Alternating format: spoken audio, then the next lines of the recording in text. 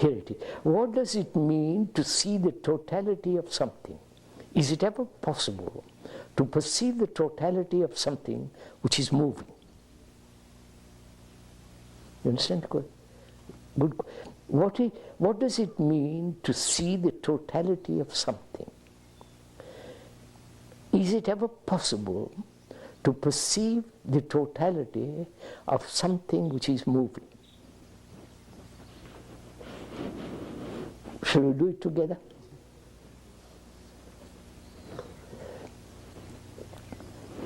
As we said in the previous question, in answer to going into it, to perceive the totality of our consciousness.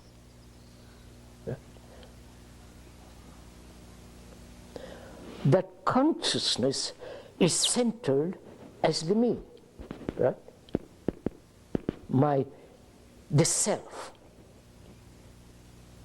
the egotistic activity, self-centered movement, which is the totality of our consciousness.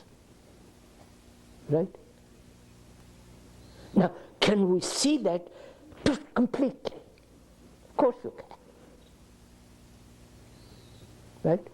Is that difficult, or is it? That is, one's consciousness is made up of all its content. Right? That's clear. That is, my jealousy, my nationality, my beliefs, my experiences, and so on, so on, so on. That is the content of this thing called consciousness.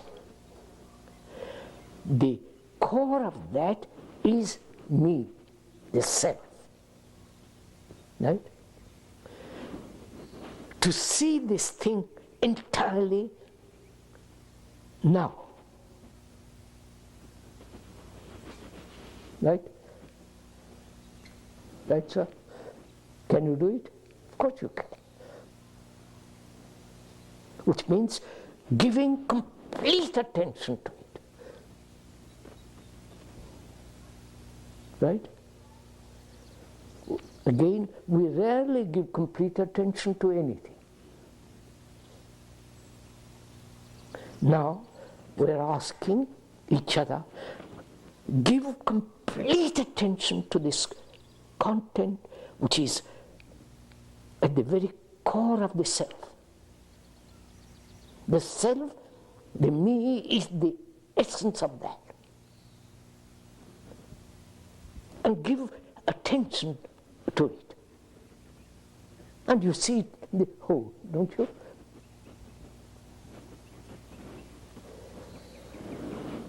Now, the questioner says also, interesting, which is it ever possible to perceive the totality of something which is moving? Is the self moving? Is the content of your consciousness moving? It's moving within the limits of itself. Right, sir?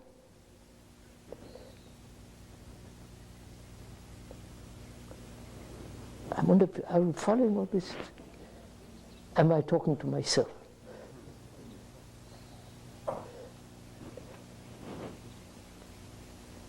So look,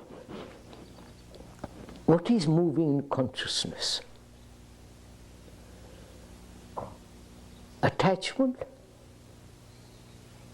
the fear of not being attached, the fear of what might happen if I'm not attached,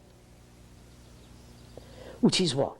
Moving within its own radius, right? With its own limited area that you can observe.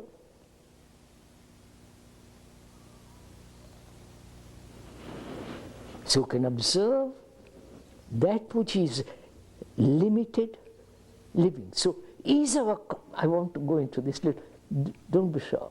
Is our consciousness with its conscious living?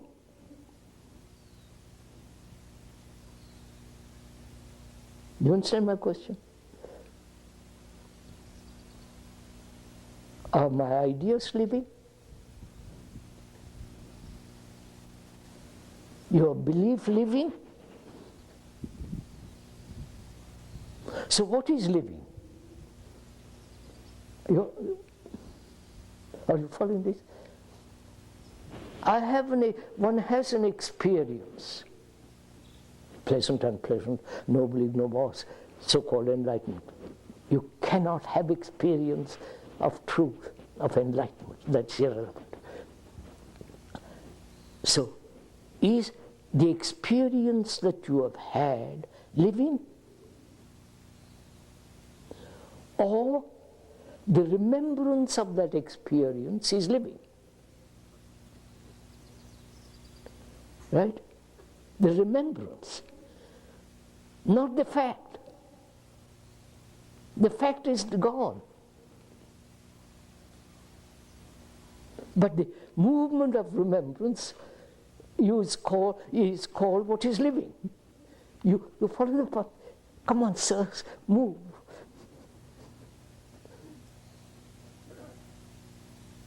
So, the experience which is gone, of course, that is remembered. That remembrance is called living. Right? That you can watch, but not that which is gone. I wonder if you see this. So what we call living is that which has happened and gone. See, sir, what you're doing.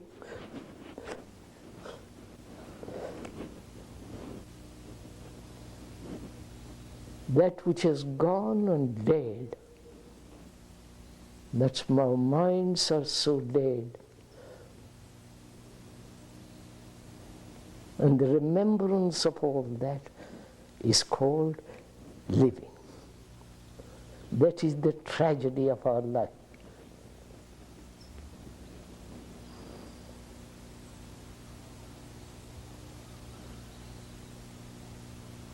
I remember the friends we've had, they're gone.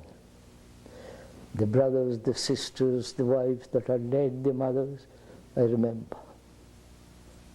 The remembrance is identified with the photograph and the constant looking at it, remembering it is the living. You understand, sir? And that's what we call living.